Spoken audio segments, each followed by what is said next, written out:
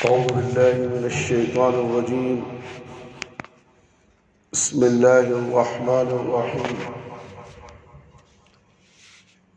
إن الحمد لله نحمده ونستعينه ونستغفره ونعوذ بالله من شرور أنفسنا ومن سيئات أعمالنا.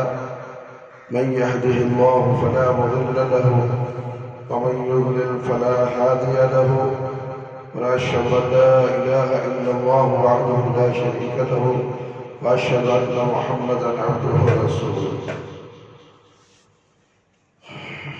ما بعد،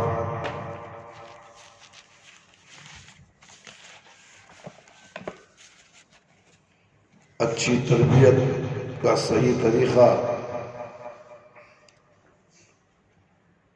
اس کی عمر ابھی 20 سال سے آگے نہیں بڑھی تھی. دولت و سرور کی گود میں اس کی پرورش ہوئی، وہ برداشت ہوئی. دنیا کی کوئی نعمت ایسی نہ تھی جو اسے میسر نہ آئی. اپنی زندگی میں اس نے کبھی معمولی سی تکلیف کا موڑ ہی نہ دیکھا تھا. وہ اپنے ماں باپ کا اکلوتا بیٹا تھا. 4 بہنوں کے بعد اس کی ولادت ہوئی تھی، اس لیے والدین کی طرف سے اسے بہت لاڑ پیار ملتا تھا. اس کے والدین نے اس کا نام عادل رکھا. عادل اب انٹرمیڈیٹ کا امتحان پاس کر چکا تھا. ایک دن اس کے والد نے اسے اپنے پاس بٹھا لیا اور کہنے لگا، بیٹے میں جو کچھ ہوں اسے دھیان سے سنو اور اس کے مطابق عمل کرو. میری دلی تمنا ہے کہ اپنی زندگی میں تمہیں اپنے ساتھ کاروبار کرتا دیکھو. میرا خیال ہے یونیورسٹی میں تمہارے داخلے کا کوئی خاطر خواہ فائدہ نہیں، کیونکہ یونیورسٹی کی ڈگری لے کر بھی تم اس کے مطابق کام نہیں کر سکو گے، چونکہ میری تجارت اور میرا کاروبار تمہارے انتظار میں ہے.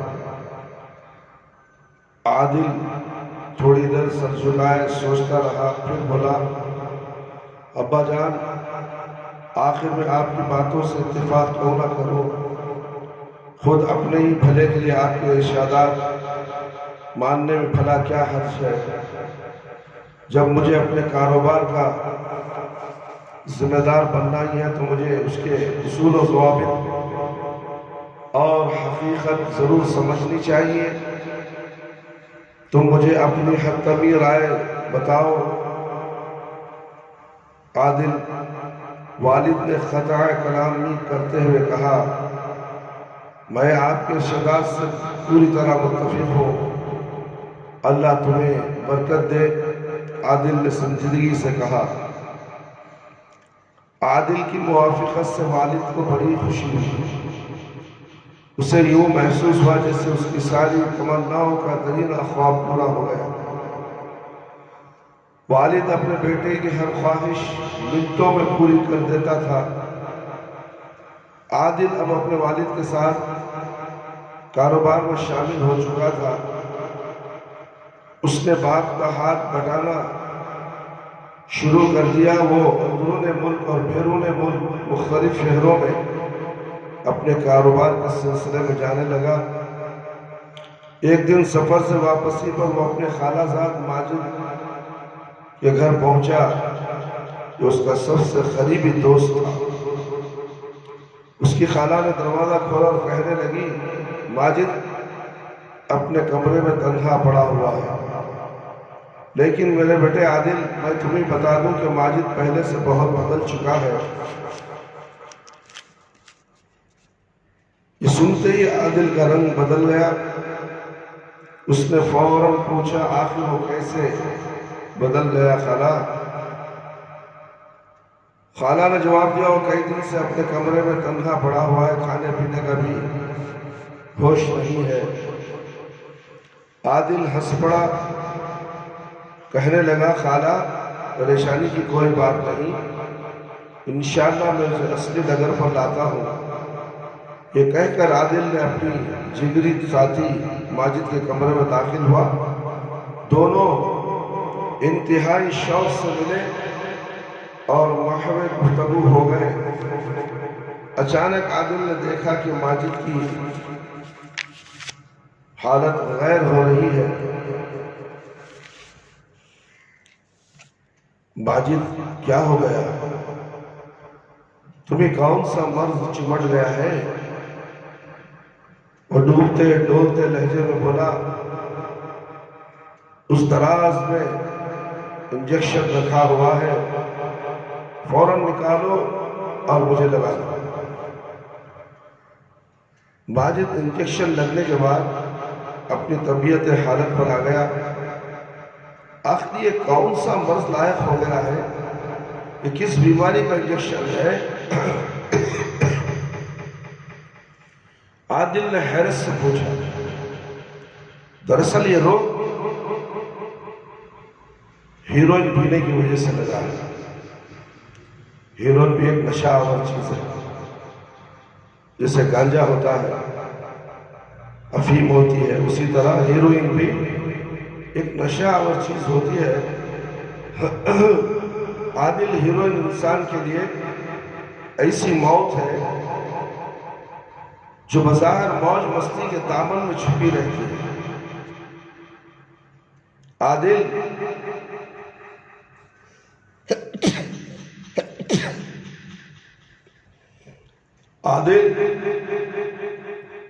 میں تمہیں نصیحت کرتا ہوں کہ تم کبھی ہیروئن مت پینا، ورنہ تمہارا بھی وہی حشر ہوگا جو میرا ہوا ہے۔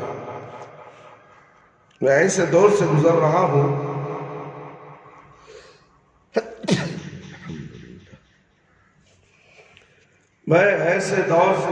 ہوں جس کا بیان طاقت سے باہر ہے۔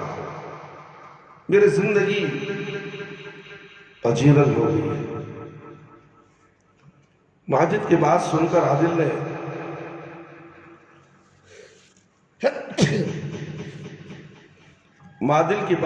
عادل نے کندھے اچکائے اور بڑی شان بے نیازی سے کہا، ایسی چیز ہے مجھے کوئی نقصان نہیں پہنچاتی، یہ تو میرے لیے معمولی سی بات ہے۔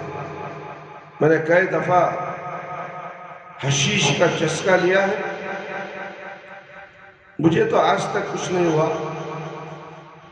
ماجد نے کہا، بھائی حشیش کا اثر ہیروئن سے مختلف ہے۔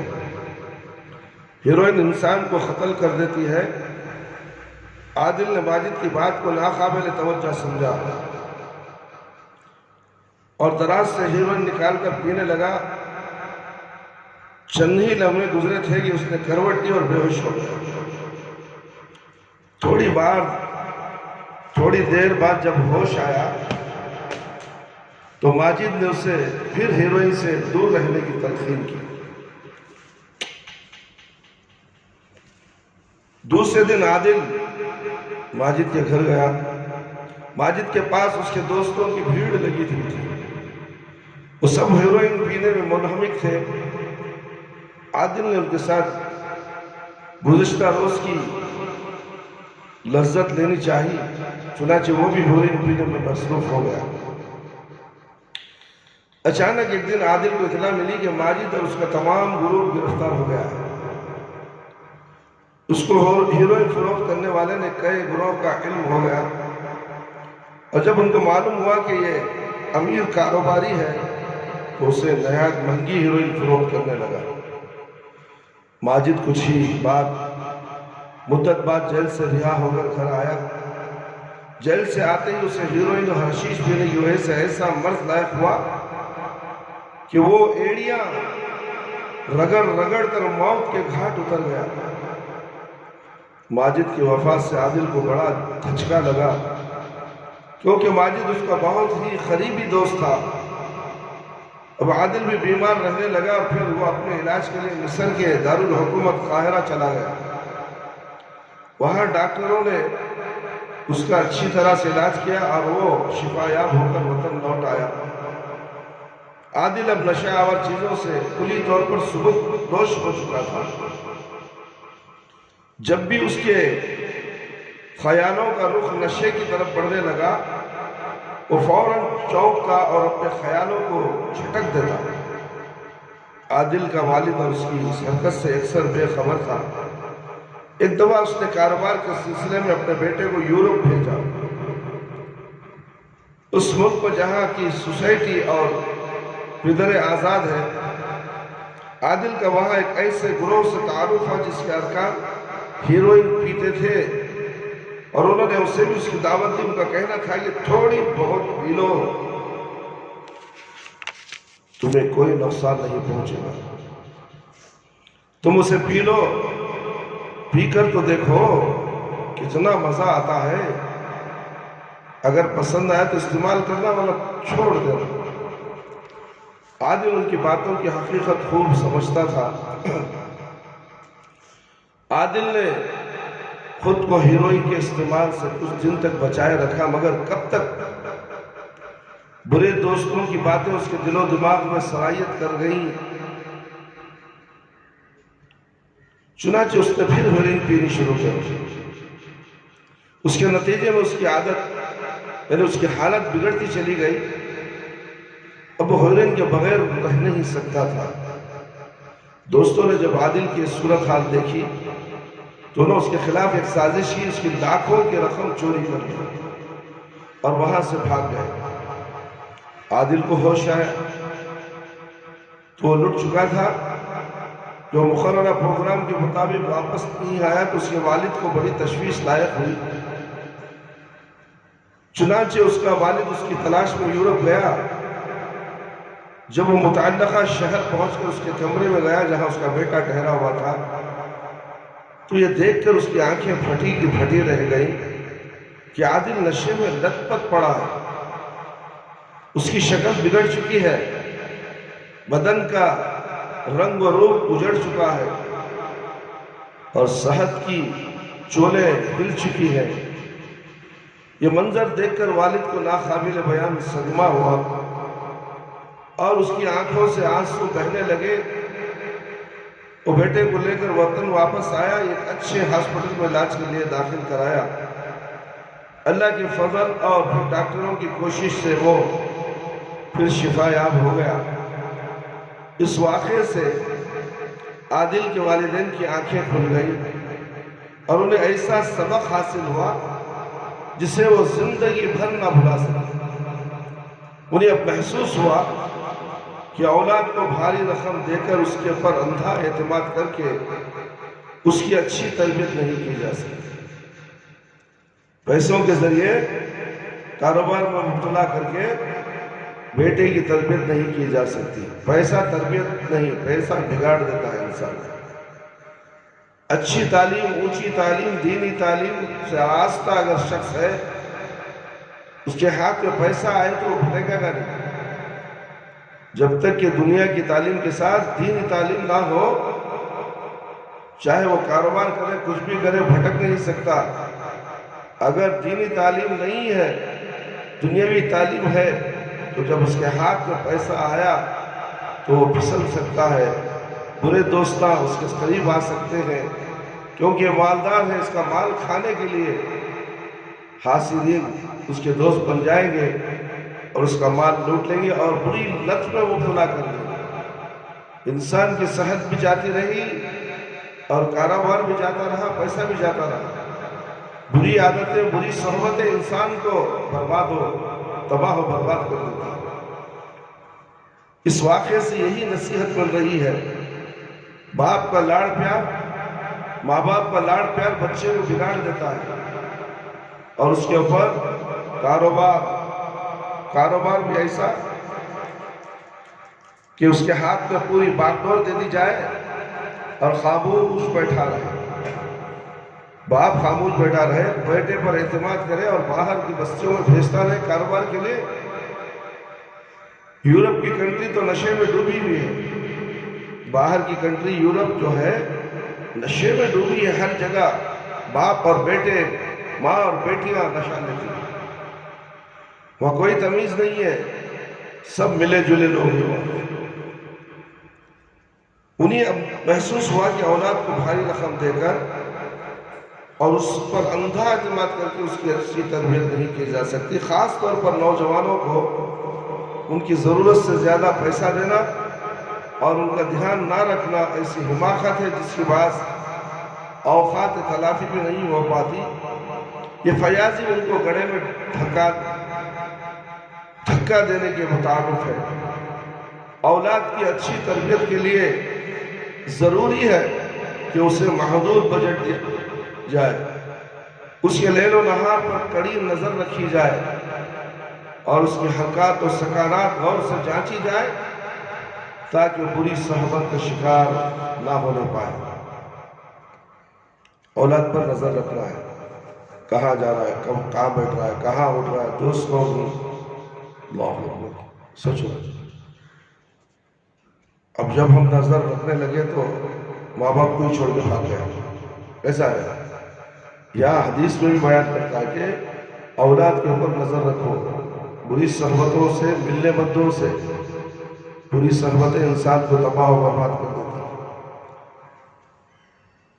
تو اس لیے استاد کا بھی یہی کام ہوتا ہے کہ جب استاد کے پاس ایک لڑکا تعلیم حاصل کرتا ہے تو استاد کی بھی نظر ماں باپ کی طرح ہی ہوتی ہے کہ کہیں ہمارا شاگرد کسی بری لت میں مبتلا تو نہیں ہے، کسی برے دوستوں کے ساتھ تو اس کے تعلقات نہیں ہے، تو پھر ہمارا تربیت دینا کیا فائدہ ہے۔ جب ہم نے تربیت دیں اور باہر دیکھیں اس کا ماحول بالکل بگڑا ہوا ہے تو پھر ہماری تربیت کامیاب نہیں ہوگی۔ تو اس لیے استاد کو بھی چاہیے کہ وہ اپنے شاگردوں پر نظر رکھے، کہاں جاتا ہے، کہاں آتا ہے، کہاں اٹھتا ہے، کہاں بیٹھتا ہے، اس کے دوست احباب کیسے ہیں، عادت و اطوار پر بھی نگاہ رکھی جاتی ہے۔ تو میرے بھائی، میرے دوست اور خواتین اسلام، عادل شفا یاب ہو کر ہسپتال سے نکلا تو اس کے والدین نے اللہ کا شکر ادا کیا اور ایک نیک لڑکی تلاش کر کے اس کی شادی کر لی تاکہ وہ منحرف لوگوں کا راستہ اختیار نہ کر سکے۔ اب بیٹے کے ساتھ اس کا برتاؤ بدل گیا۔ اب وہ اپنے بیٹے کو جو کچھ دیتے تھے وہ حسب ضرورت ہی دیتے تھے، اس کی نگرانی بھی کرتے تھے اور اس کے ساتھ نرمی اور نوازش سے بھی پیش آتے تھے۔ اچھی تربیت کا یہی مناسب اور مؤثر طریقہ ہے۔ شادی ہونے کے باوجود بھی اسے رقم اس کے اخراجات کے لیے مختصر سے دیتے تھے، شادی ہونے کے باوجود بھی اس پر نظر رکھی جاتی تھی۔ نقصان کے بعد احساس، نقصانات کے بعد جب احساس ہوتا ہے، جو آدمی جب سدھر جائے تو پھر اسے کبھی نقصان نہیں ہوگا۔ تو اس لیے نقصان ہونے کے بعد نقصان ہو گیا سمجھ کر اور نقصان میں مبتلا ہونا، میں تو پولی ہو چکا ہوں، میں تو برا ہو چکا ہوں، اب اچھا ہو کے کیا کروں، یہ سوچ کر کہیں ایسا نہ ہو کہ بہت سے نوجوان لڑکے اور لڑکیاں خودکشی کرنے پر مبتلا ہو جاتے ہیں۔ نشہ نہ ملنے کی وجہ سے نشے کے عادی اکثر لوگ خودکشی کے چکر میں ہی مرتے ہیں۔ تو اس لیے ہمیں چاہیے میرے بھائی، میرے دوست، اللہ رب العالمین سے ڈرتے ہوئے ہمیں بری عادتوں سے سب سے پہلے بچنا چاہیے اور اپنا اخلاق حسنہ کو مضبوط کرنا چاہیے۔ ماں باپ کی اطاعت و فرما برداری کرنا چاہیے، ماں باپ کے ساتھ حسن سلوک سے پیش آنا چاہیے، چاہے وہ ایک باپ ہی کیوں نہ ہو، اگر کسی کی ماں نہ ہو یا کسی کا باپ نہ ہو، دونوں میں سے کوئی نہ ہو، ایک ہو تو ایک ہے تو ان کو ہی ماں اور باپ کا درجہ دے کر ان کی اطاعت و فرما برداری کرنی چاہیے۔ اللہ رب العالمین سے دعا ہے کہ اللہ تعالیٰ مجھے اور آپ تمام کو ان تمام عبرت آموز واقعات کے ذریعے سے ہمیں تعلیم و تربیت کی طرف توجہ دینی چاہیے۔ اس سے سبق یہی ملتا ہے کہ بچے کو تعلیم و تربیت سے آراستہ کیا جائے، دنیا کی تعلیم سے زیادہ، دنیاوی تعلیم سے بھی زیادہ اچھی تعلیم قرآن اور حدیث کی تعلیم ہے جو انسان کو بھٹکنے سے روک سکتی ہے۔ تو اس لیے میرے بھائی، میرے دوست، اللہ رب العالمین سے دعا کیجئے کہ اپنی اولاد کو نیک اور صالح بنائے اور اس پر کڑی نظر رکھتے ہوئے ان کی تربیت کرتے رہے۔ اللہ تعالیٰ ہم سب کو اس کی توفیق عطا فرمائے، آمین یا رب العالمین۔ اللہ تعالیٰ میرے اور آپ کی صغیرہ کبیرہ گناہوں کی مغفرت فرما دے۔ اللہ ہم سب کو 5 وقتہ نمازی بنا دے، وقت پر نماز پڑھنے والا بنا دے، ہماری نمازوں میں خشوع و خضوع عطا فرما، ہماری جائز دعاؤں کو قبول فرما لے، شرک سے بچا لے، بدعت سے بچا لے، اللہ ہم سب کو صراط مستقیم پر چلا دے، قبر کے عذاب سے بچا لے، جہنم کی آگ سے بچا لے، قبر کے سوالات بالکل آسان فرما دے، قبر کی تاریکی کو روشن بدل دے، میدان حشر میں رسوائی سے بچا لے، اللہ ہمیں موت دے تو ایمان کی حالت میں موت دے، جب ہماری روح ہمارے جسم سے نکلے تو اللہ ہماری زبان پر کلمہ لا الہ الا اللہ محمد رسول اللہ جاری رہے۔ ربنا آتنا فی الدنیا حسنة وفی الآخرة حسنة وقنا عذاب النار ربنا ظلمنا أنفسنا وإن لم تغفر لنا وترحمنا لنكونن من الخاسرين ربنا تقبل منا إنك أنت السميع العليم وتب علينا إنك أنت التواب الرحيم سبحان ربك رب العزة عما يصفون وسلام على المرسلين والحمد لله رب العالمين يا حي يا قيوم برحمتك أستغيث